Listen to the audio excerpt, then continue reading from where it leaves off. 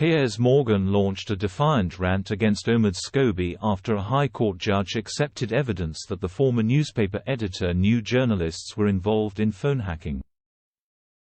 He described Mr. Scobie, an alleged friend of Prince Harry and Meghan Markle, who recently penned a book viciously attacking the royal family, as a deluded fantasist. The TV presenter also took aim at Prince Harry, saying he wouldn't know the truth if it slapped him around his California tanned face.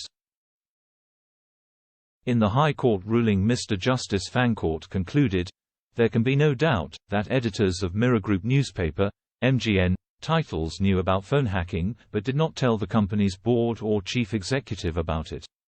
Mr. Morgan, who was the Daily Mirror's editor between 1995 and 2004, said he had never hacked a phone or told anybody else to hack a phone, adding, "And nobody has produced any actual evidence to prove that I did."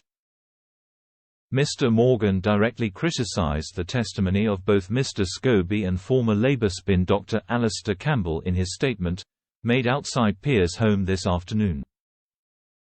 He said, "I note the judge appears to have believed the evidence of Omid Scobie, who lied about me in his new book, and he lied about me in court, and the whole world now knows him to be a deluded fantasist. And he believed the evidence of Alistair Campbell, another proven liar who spun this country into an illegal war." Mr. Morgan accused Mr. Scobie of lying after he wrote that the Talk TV host has phone calls with Queen Camilla, saying, "Never had one phone call with Queen Camilla." In the passage in Scobie's book, he claimed that Queen Camilla thanked the broadcaster for quietly defending the firm in the aftermath of Harry and Meghan's estrangement from the royal family. Mr. Scobie shrugged off the comments during Thursday's episode of ITV's This Morning, saying, "I don't know what he says, I only go by the reporting I have.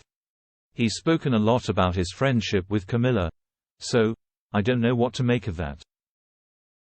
During the trial, the judge said he found Mr. Scobie to be a straightforward and reliable witness, and I accept what he said about Mr. Morgan's involvement in the Minogue Gooding story, adding, "No evidence was called by MGN to contradict it." Mr. Morgan also blasted Prince Harry's criticism of the media at large in his statement today, saying, "Prince Harry's outrage at media intrusion into the private lives of the royal family is only matched by his own ruthless, greedy, and hypocritical enthusiasm for doing it himself."